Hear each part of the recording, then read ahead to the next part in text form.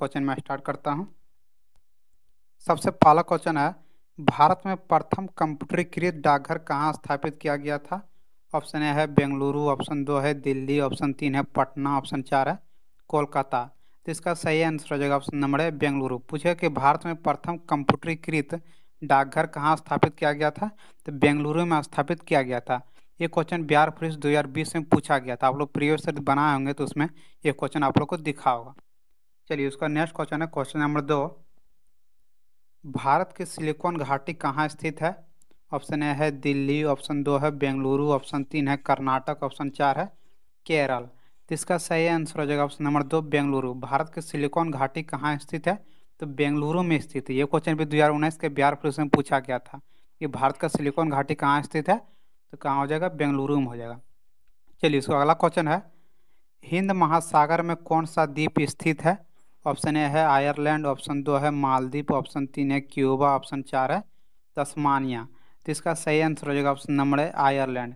हिंद महासागर में कौन सा द्वीप स्थित है?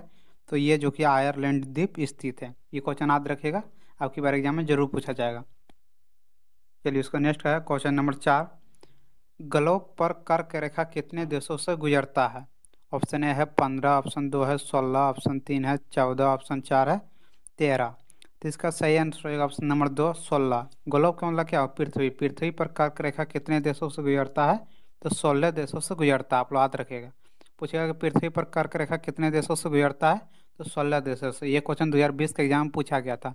तो ये सब क्वेश्चन ऐसा क्वेश्चन जो एग्जाम में बार बार पूछे जाते हैं, हर एक एग्जाम में। चलिए, उसका अगला क्वेश्चन है, पूछा कर्क रेखा भारत भारत के कितने देशों मतलब कितने देशों से होकर गुजरता है? तो 16 देशों से। 20 में जो कि पूरे कर्क रेखा 16 देशों से होकर गुजरता है। चलिए, इसका अगला क्वेश्चन है, एशिया का सबसे लंबी नदी तट कौन सी है? एशिया की सबसे लंबी नदी कौन सी है? ऑप्शन है मिकांगा, ऑप्शन दो है गोदावरी, ऑप्शन तीन है गंगा, ऑप्शन चार है यांगटी। तो इसका सही आंसर हो जाएगा, क्या पूछ रहा कि एशिया का सबसे लंबी नदी कौन सा है? तो इसका सही आंसर हो जाएगा ऑप्शन नंबर चार यांगटी। यांगटी नदी जो कि एशिया के सबसे लंबी नदी है। पूछेगा कि एशिया की सबसे लंबी नदी कौन सी है? तो यांगटी नदी हो जाएगा। ये क्वेश्चन 2020 में क्या पूछा गया था बिहार पुलिस में। चलिए, इसका अगला क्वेश्चन है, एशिया का सबसे गर्म रेगिस्तान कौन है? ऑप्शन ए है गोबी, ऑप्शन दो है थार, ऑप्शन तीन है काराकोरम, ऑप्शन चार है दस्त लूता। तो इसका सही आंसर हो जाएगा ऑप्शन नंबर चार हो जाएगा दस्त लूता। यहाँ देखिए, यहाँ क्वेश्चन इस तरह घुराया जाता है। पूछ रहा क्या एशिया का सबसे गर्म रेगिस्तान कौन है? तो दस्त लूता हो जाएगा। ये पूछेगा कि भारत का सबसे गर्म रेगिस्तान कौन है? तब तो थार रेगिस्तान हो जाएगा। लेकिन यहाँ पूछो क्या पूछा है, एशिया का सबसे गर्म रेगिस्तान कौन है? तो दस्त लूता। ऑप्शन नंबर इसका चार हो जाएगा दस्त लूता। याद रखिएगा कि एशिया का सबसे गर्म रेगिस्तान कौन है? तो दस्त लूता। चलिए, उसका नेक्स्ट क्वेश्चन है, जितना भी क्वेश्चन करवा रहा हूँ सब आपके एग्जाम में आ जाएगा वो क्वेश्चन है। चलिए, इसको नेक्स्ट क्वेश्चन है, गोविंदा आला रे किस त्योहार में गाया जाता है? ऑप्शन ए है होली, ऑप्शन दो है दीपावली, ऑप्शन तीन है जन्माष्टमी, ऑप्शन चार है बसंत में। तो इसका सही आंसर होगा ऑप्शन नंबर तीन जन्माष्टमी। गोविंदा आला रे किस त्योहार में गाया जाता है? तो जन्माष्टमी में, जो कि गोविंदा आला रे गाया जाता है। आप लोग जानते हैं जन्माष्टमी क्या होता है? तो कृष्ण भगवान का होता है, तो इसलिए गोविंदा आला रे गाया जाता है। किस त्योहार में? तो जन्माष्टमी में। चलिए, इसको नेक्स्ट क्वेश्चन है, भारतीय राष्ट्रगान को पूरी धुन को बजने में कितना समय लगता है? ऑप्शन ए है 47 सेकेंड, ऑप्शन दो है 50 सेकेंड, ऑप्शन तीन है 52 सेकेंड।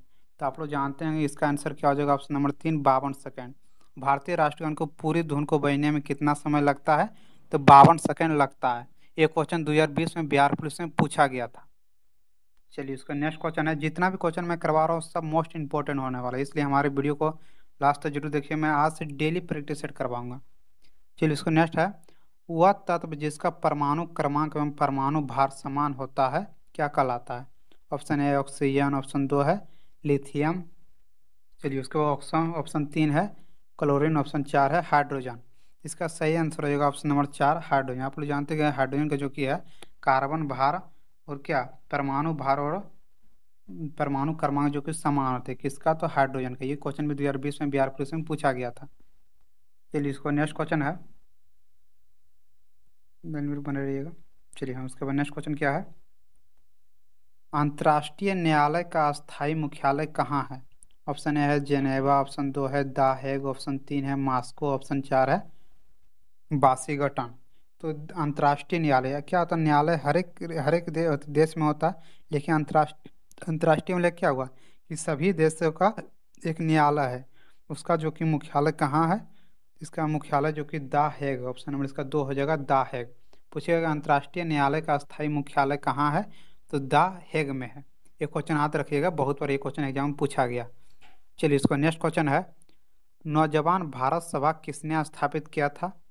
ऑप्शन ए है परम सिंह, ऑप्शन 2 है भगत सिंह, ऑप्शन 3 है राजेंद्र प्रसाद, ऑप्शन 4 है गांधी जी। तो इसका सही आंसर हो जाएगा, आप लोग जानते हैं कि नौजवान भारत सभा किसने स्थापित किया था?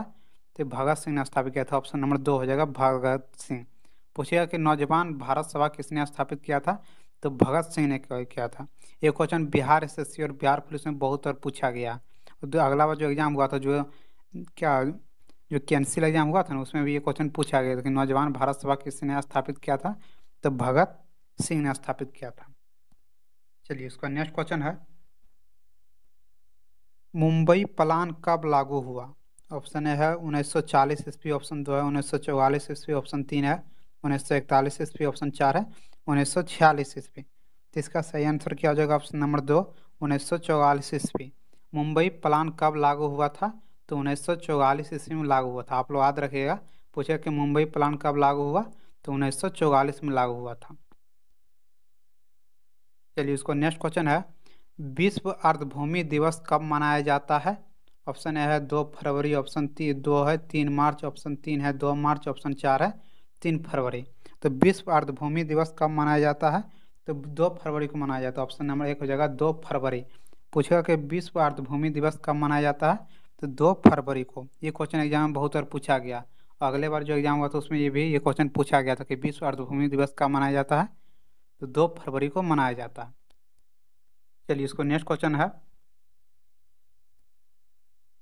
VAT बेट किस पर लगाया जाता है? जो बेट होता है वो किस पर लगाया जाता है? ऑप्शन है सीधे उपभोक्ता, ऑप्शन 2 है उत्पादन के प्रथम चरण पर, ऑप्शन 3 है उत्पादन के अंतिम चरण पर, और ऑप्शन 4 है उत्पादन और बिक्री के सभी चरणों पर। तो इसका सही आंसर हो जाएगा ऑप्शन नंबर 4, उत्पादन और बिक्री के सभी चरणों पर। बेट किस पर लगाया जाता है? तो उत्पादन और बिक्री के सभी चरणों पर लगाया जाता है। चलिए ये क्वेश्चन 2019 में बिहार पुलिस में पूछा गया था। उसके बाद नेक्स्ट क्वेश्चन है, किस कोशिका को कंकाल तंत्र कहा जाता है?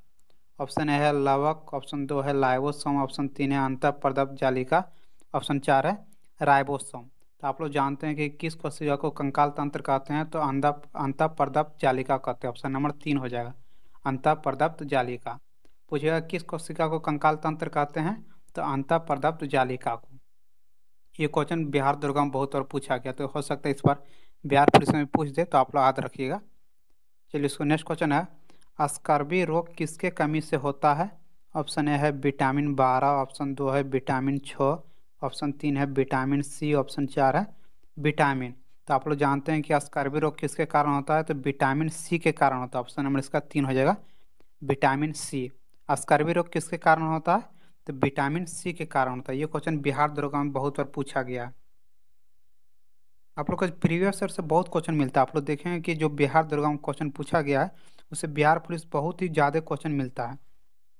चलिए इसको नेक्स्ट क्वेश्चन है, आग को बुझाने के लिए कौन सा गैस प्रयोग किया जाता है? ऑप्शन 1 है नियॉन, ऑप्शन 2 है नाइट्रोजन, ऑप्शन 3 है कार्बन डाइऑक्साइड, ऑप्शन 4 है ऑक्सीजन। तो इसका सही आंसर हो जाएगा ऑप्शन नंबर 3 कार्बन डाइऑक्साइड। आग को बुझाने के लिए कौन सा गैस का प्रयोग किया जाता है? तो कार्बन डाइऑक्साइड। आप लोग देखें कि आग जो फाइबर होता है उसमें क्या रहता है? उसमें कार्बन डाइऑक्साइड रहता है। तो पूछेगा कि आग को बुझाने के लिए कौन सा गैस का प्रयोग करते हैं? तो कार्बन डाइऑक्साइड हो जाएगा। चलिए उसका अगला क्वेश्चन है, किसके शासन काल में तुलसीदास ने रामचरितमानस लिखा था? ऑप्शन ए है बाबर, ऑप्शन 2 है अकबर, ऑप्शन 3 है शाहजहां, ऑप्शन 4 है जहांगीर। तो किसके शासन काल में जो कि बाबर ने और तुलसीदास ने जो कि है रामचरितमानस लिखा था? इसका सही आंसर हो जाएगा ऑप्शन नंबर 2 अकबर। अकबर के शासन काल में जो कि है तुलसीदास ने मानस लिखा था। ये क्वेश्चन बिहार पुलिस में पूछा गया था जो अगले बार एग्जाम हुआ था। चलिए इसका नेक्स्ट क्वेश्चन है, भारत रत्न प्राप्त करने वाली पहली महिला कौन था? ऑप्शन ए है इंदिरा गांधी, ऑप्शन दो है मदर टेरेसा, ऑप्शन तीन है लता मंगेशकर, ऑप्शन चार है एनी बेसेंट। तो भारत रत्न प्राप्त करने वाली पहली महिला कौन थी? तो ये जो कि है इंदिरा गांधी। तो ऑप्शन नंबर एक हो जाएगा इंदिरा गांधी। पूछेगा कि भारत रत्न प्राप्त करने वाली पहली महिला कौन थी? तो इंदिरा गांधी। चलिए इसको नेक्स्ट क्वेश्चन है, राज हड़प नीति किससे संबंधित है? ऑप्शन ए है लॉर्ड डलहौजी, ऑप्शन दो है लॉर्ड रिपन, ऑप्शन तीन है लॉर्ड कर्जन, ऑप्शन चार है लॉर्ड क्राइव। तो राज हड़प नीति किससे संबंधित है? तो ये लॉर्ड डलहौजी से संबंधित। ऑप्शन नंबर इसका एक हो जाएगा लॉर्ड डलहौजी। पूछेगा राज हड़प नीति किससे संबंधित है? तो लॉर्ड डलहौजी। चलिए इसका नेक्स्ट क्वेश्चन है, स्टेपिस घास के मैदान का क्षेत्र आता है? ऑप्शन ए है साइबेरिया में, ऑप्शन दो है मध्य एशिया में, ऑप्शन तीन है यूरोप में, ऑप्शन चार है ऑस्ट्रेलिया में। तो स्टेपिस घास का मैदान का क्षेत्र किस में आता है? तो ये जो कि मध्य एशिया में आता है। ऑप्शन नंबर दो हो जाएगा मध्य एशिया। ये क्वेश्चन बहुत बार पूछा गया, घास से हर एक बार क्वेश्चन पूछा जाता है कि ये सब घास कहाँ पाया जाता है। तो इसलिए जो इंपॉर्टेंट बन सकता था, मैं घास का मैदान जरूर हर एक बार का क्वेश्चन करवाऊंगा। मैं अभी से जब तक आपको लोग का एग्जाम नहीं होता, मैं डेली का प्रैक्टिस सेट करवाऊंगा। तो हमारे चैनल को जरूर सब्सक्राइब करके रखिएगा। चलिए इसका नेक्स्ट क्वेश्चन है, चिकन नेक निम्न में से किस सीमाओं को जोड़ता है? ऑप्शन ए है भारत बांग्लादेश, ऑप्शन दो है भारत चीन, ऑप्शन तीन है भारत बर्मा, ऑप्शन चार है भारत और नेपाल। तो चिकन नेक जो कि ये किसको जोड़ता है? तो भारत और बांग्लादेश की सीमाओं को जोड़ता है। कौन? तो चिकन नेक। ये क्वेश्चन बहुत बार बिहार दरोगा में पूछा गया कि चिकन नेक निम्न से किस सीमाओं को जोड़ता है? तो भारत और बांग्लादेश को सीमाओं को जोड़ता है। चलिए इसका अगला क्वेश्चन है, सबसे बड़ी नदी मुहाना कहाँ है? ऑप्शन ए है अमेजन नदी मुहाना, ऑप्शन दो है गंगा नदी मुहाना, ऑप्शन तीन है नील नदी मुहाना, ऑप्शन चार है अब नदी मुहाना। इसमें क्या क्वेश्चन पूछ रहा है कि सबसे बड़ी नदी मुहाना कौन सा है? सबसे बड़ी नदी मुहाना जो कि है कौन सा है? तो ऑप्शन ऑप्शन ए इसका सही आंसर होगा ऑप्शन नंबर दो गंगा नदी मुहाना। गंगा नदी मुहाना जो कि सबसे बड़ी नदी मुहाना है। कौन? तो गंगा नदी मुहाना। चलिए इसको नेक्स्ट क्वेश्चन है, इलायची इलायची पहाड़ी कहाँ पाया जाता है? ऑप्शन ए है केरल, ऑप्शन दो है कर्नाटक, ऑप्शन तीन है तमिलनाडु, ऑप्शन चार है गोवा। तो इलायची के पहाड़ी जो कि कहाँ पाया जाता है? ये जो कि केरल में पाया जाता है। ऑप्शन नंबर इसका एक हो जाएगा केरल। ये क्वेश्चन बहुत बार यहाँ पूछा गया कि इलायची पहाड़ी कहाँ पाया जाता है? तो ये जो कि केरल में पाया जाता है। चलिए इसका अगला क्वेश्चन है, बराबर की गुफा किससे संबंधित है? ऑप्शन है बौद्ध से, ऑप्शन दो है जैन से, ऑप्शन तीन है करीना से, ऑप्शन चार है ब्राह्मण से। तो बराबर की गुफा जो कि किससे संबंधित है? ये जो कि है बराबर की, हाँ बराबर की गुफा जो किससे संबंधित है? तो ये आजीविक से संबंधित, इसमें नहीं लिखा हुआ, आप लोग याद रखिएगा आजीविक से। क्या? तो आजीविक। पूछेगा कि बराबर की गुफा किससे संबंधित है? तो आजीविक से संबंधित है। चलिए इसका नेक्स्ट क्वेश्चन है, जल के साथ Na2O को क्रिया होने पर क्या बनता है? ऑप्शन ए है NaOH, ऑप्शन दो है Na, ऑप्शन दो है Na2O2, ऑप्शन चार है H2O2। इसका सही आंसर होगा, जल के साथ जब NO2 अभिक्रिया करता है तो क्या बनता है? NaOH, nitric hydroxide. क्या बनता है? NaOH। चलिए इसको नेक्स्ट क्वेश्चन है, WMO का मुख्यालय कहाँ है? ऑप्शन ए है द हेग, ऑप्शन दो है जेनेवा, ऑप्शन तीन है बीजिंग, ऑप्शन चार है दिल्ली। तो WMO का मुख्यालय कहाँ है? तो ये जो कि जेनेवा में। ऑप्शन नंबर इसका दो हो जाएगा जेनेवा। पूछेगा WMO का मुख्यालय कहाँ है? तो जेनेवा में। चलिए इसको नेक्स्ट क्वेश्चन है, मुंबई और चेन्नई को कौन सा नेशनल हाईवे जोड़ता है? NH का मतलब क्या होगा? National highway. तो मुंबई और चेन्नई को कौन सा नेशनल हाईवे जोड़ता है? ऑप्शन ए है NH3, ऑप्शन दो है NH4, ऑप्शन तीन है NH5। इसका सही आंसर हो जाएगा ऑप्शन नंबर दो हो जाएगा NH4। मुंबई और चेन्नई को कौन सा नेशनल हाईवे जोड़ता है? तो नेशनल हाईवे 4 जोड़ता है। किसको? तो मुंबई और चेन्नई को। चलिए इसका अगला क्वेश्चन है, गांधी इरविन समझौता कब हुआ? ऑप्शन ए है 1930, ऑप्शन दो है 1931, ऑप्शन तीन है 1932, ऑप्शन चार है 1933। तो गांधी इरविन समझौता कब हुआ था? आप लोग जानते हैं 1931 में। ऑप्शन नंबर इसका 2 हो जाएगा 1931। ये क्वेश्चन बिहार पुलिस में बहुत बार पूछा गया, जितना बार एग्जाम हुआ सभी में ये क्वेश्चन पूछा गया।